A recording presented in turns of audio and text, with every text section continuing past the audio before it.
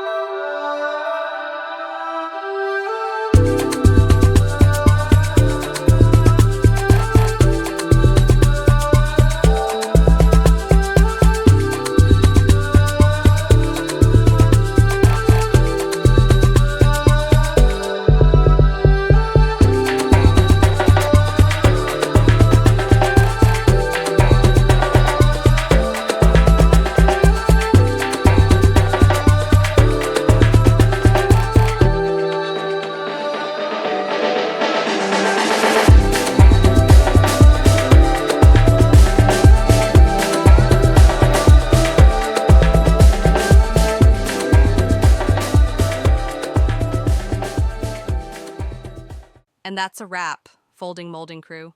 Thanks for watching. You did awesome today. If you had fun, give this video a big thumbs up, and don't forget to subscribe to Paper Mommy Origami for more relaxing folds. We've got plenty more paper magic waiting for you, so check out the channel and pick your next fold. Until next time, keep calm and fold on. Hey ho!